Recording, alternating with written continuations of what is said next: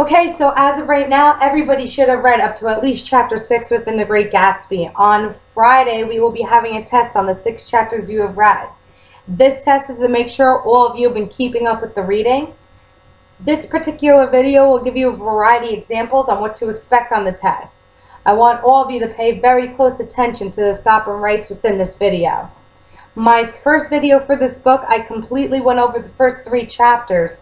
So if you feel a need to go back and refresh your memory, please refer back to that video and pay very close attention to those stop and writes as well. I listened to your feedback in class about making the stop and writes longer, so now all of you have more time to pause it.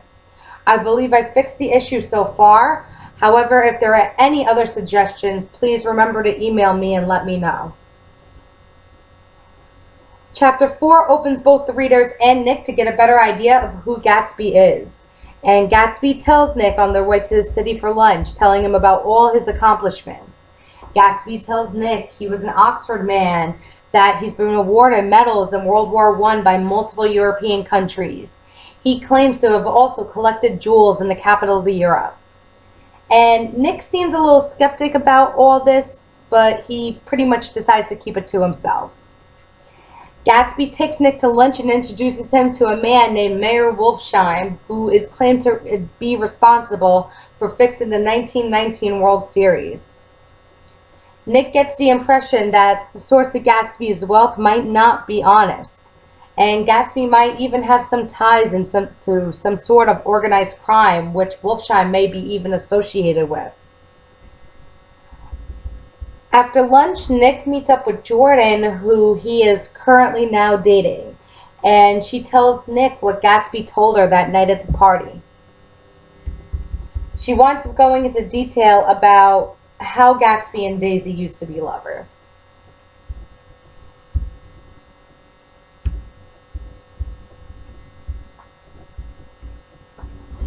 Gatsby wound up leaving for war and was forced to leave Daisy behind. This inevitably led her to Tom, whom she wound up marrying.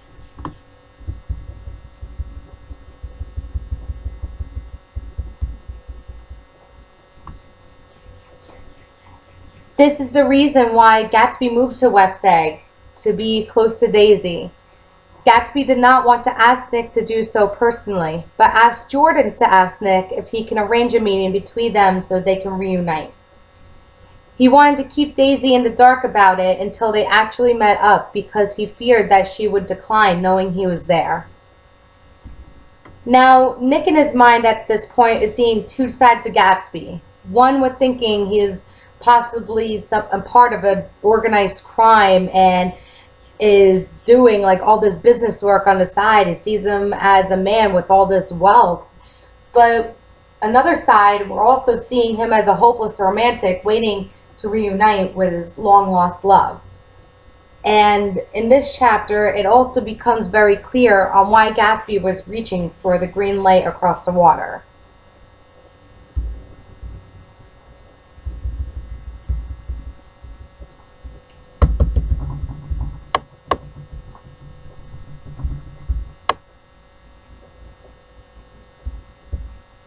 Nick winds up agreeing to a surprise meeting with Daisy.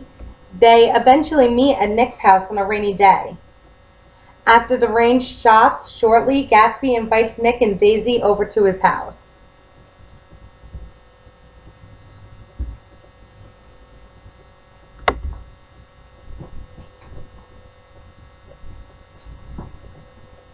The reunion of Gatsby and Daisy is quite overwhelming for her. Within this chapter, we are able to see Daisy fully happy for the first time. And we're able to feel and understand the love Gatsby has for this woman. We see a much softer side of Gatsby. In chapter 6, it is revealed who the real Gatsby is. We come to realize that he was not always a wealthy man.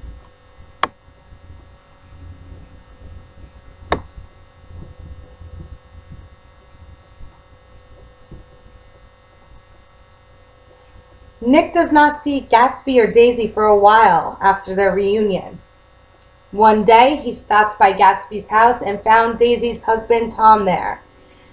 Tom wound up there with Mr. and Mrs. Schlein, with whom he's been out riding with, and stopped by Gatsby's house for a quick drink.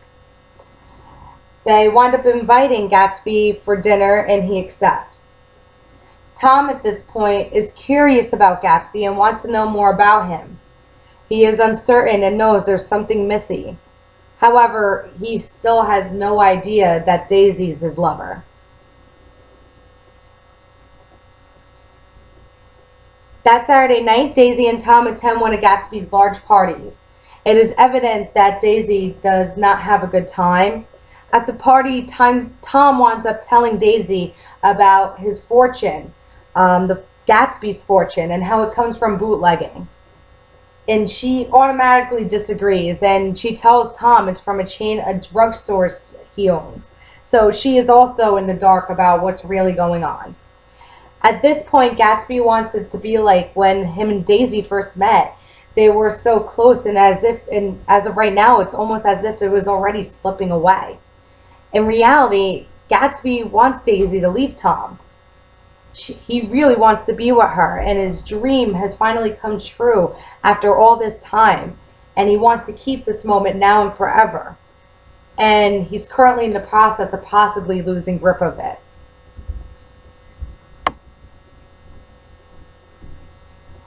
Here are the 3 essays I would like all of you to take a moment to look at. Essay number 1 focuses on the American dream. Number 2 is about symbols within the book. And the 3rd tackles the issue of gender roles.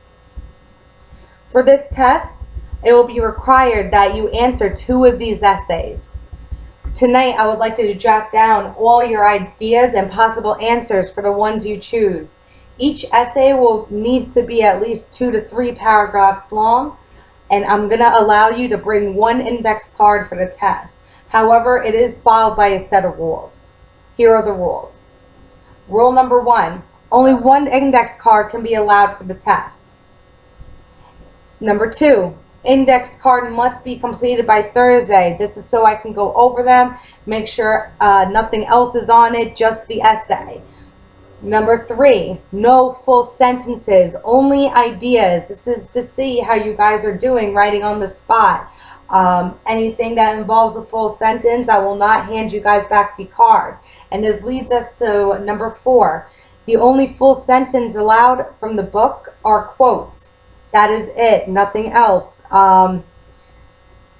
This test is going to be broken up into 2 different parts.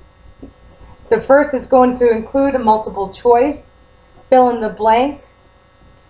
You will also have a section that involves detecting who says what quote within the novel. The first section is going to be short because I want you guys to mainly focus on the essay. Once the first section is due, you will raise your hand. I will take away the first part you completed, and in return hand you a soft blue notebook. Inside the notebook will be your index card, which you handed me the day before, along with a page showing the 3 essays I gave you as a choice. Tomorrow, I'm going to put you guys into groups, and you will work with one another, studying and going over the essays. And I look forward to seeing each and every one of you tomorrow.